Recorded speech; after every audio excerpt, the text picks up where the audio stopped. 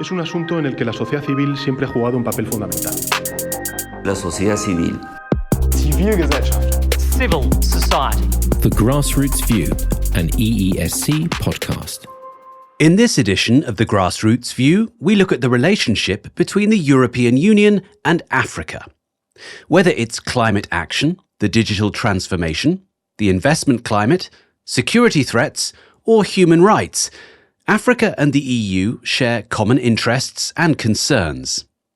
And that's why a frank and ongoing dialogue is so important, especially when it comes to civil society stakeholders like the European Economic and Social Committee. With that in mind, our podcast begins with insight from Dimitris Dimitriadis, President of the External Relations section of the committee. The Grassroots View, an EESC podcast. We are very close with the African civil society organization the last 40, 50 years, and especially the European Economic and Social Committee. It is easier for us because we are an advisory group, advisory body to the European institutions to have open and close relations with our counterparts in Africa, using as an umbrella the agreements between EU and Africa, and especially the partnership agreements between the two sides. And we have at least every year 2 or 3 meetings together. On behalf of the European Union, we are the organizers to organize the common meetings between the African counterparts and the European counterparts.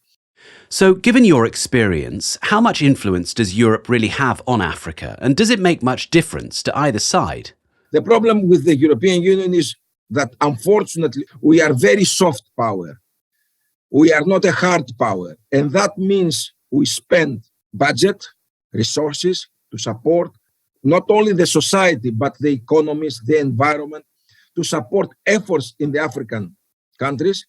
But on the other side, we have aggressive behaviors from other hard powers like China, like Russia, in Africa, and we lose our position in this part of the world. And it is very important for the European Union to be part of this dialogue because we were partners always, and we were in Africa in difficult times, and we are in Africa under difficult circumstances to support the African countries. Isn't part of the problem that the EU is always talking to Africa about things like equality or abortion or gender issues or human rights or inclusiveness? Should you keep doing that? Yes, because the committee has exactly this responsibility and obligation to express without any compromise our European values to the world. We don't negotiate our values. Our values is always on the table, and always we promote our values to the world. This is the difference between EU and other hard powers like China or Russia. To be honest, we lose ground. We lose the connections, the networks. But it is a matter of understanding how the European Union will continue and must continue to react. Our values is not negotiable. To finish with, what's the next immediate concrete step in this relationship with African civil society? We will continue to work on that. I will lead a mission to Ivory Coast because I will have a meeting with our counterparts in Ivory Coast, and always we participate to their conferences and seminars and summits in Africa because we strongly believe that we must continue this dialogue. Dimitris Dimitriadis there, President for External Relations of the European Economic and Social Committee.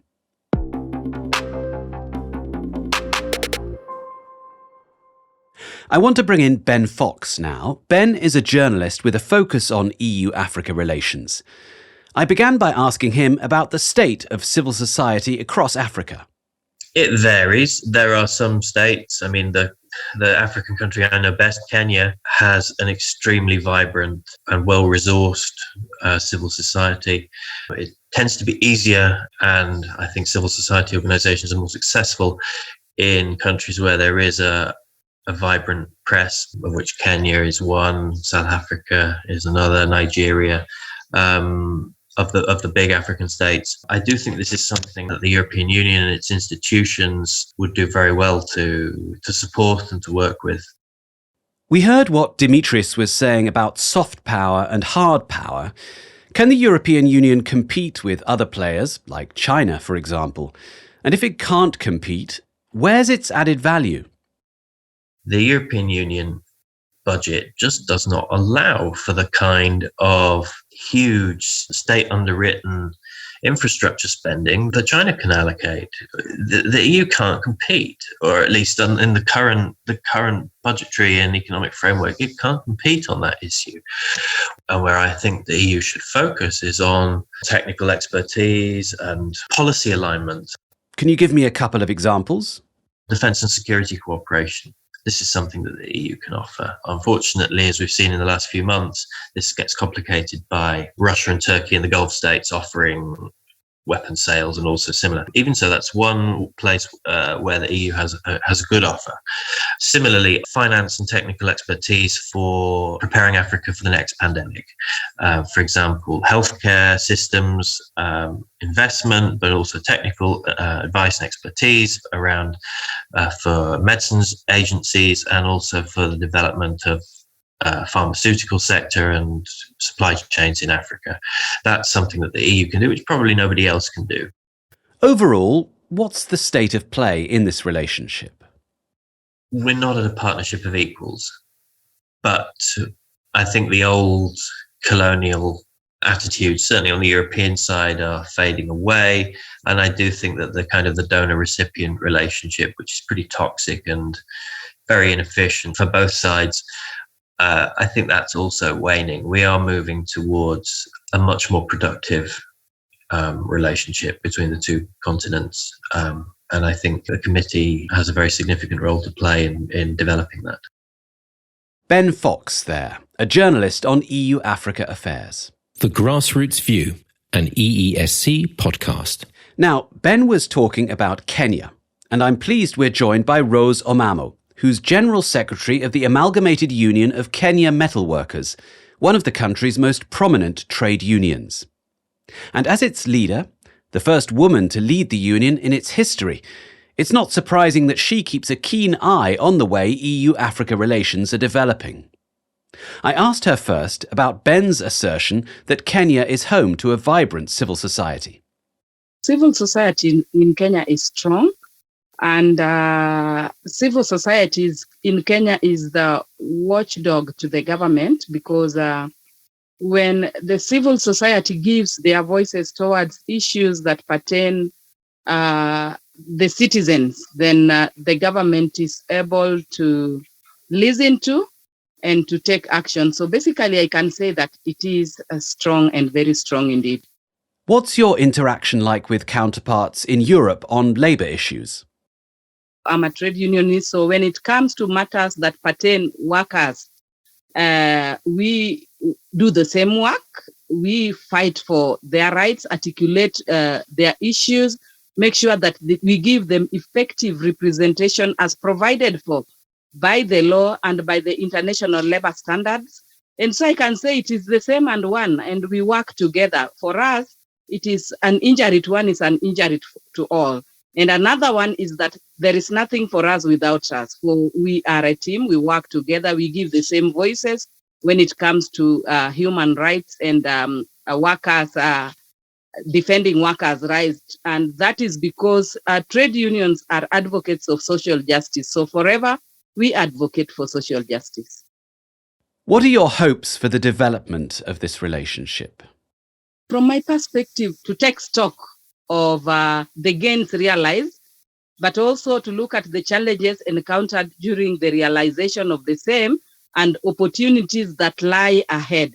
So looking at trade unions, I can say that my view is that the trade and investment should promote industrialization and structure transformation of Africa in ways that advance decent work. Thus, looking at the EU-Africa partnership, I would think that it is looking at a deeper trade relationship that offers an opportunity for African countries to address the decent work deficits. So how can the European Economic and Social Committee best contribute to your work and your vision? Europe can support in developing economic sectors that can transform local economies and deliver economic justice for all. That would be key for me.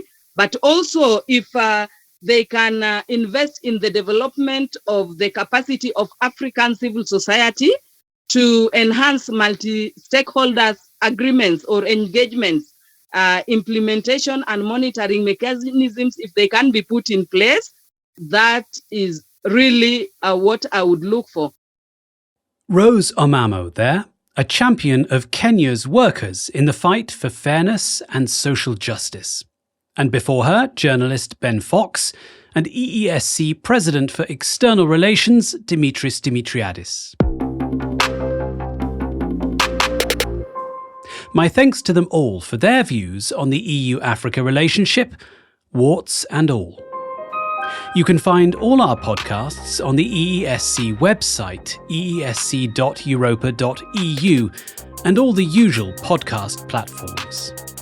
Join us again soon when we'll be back to see things again from the grassroots view.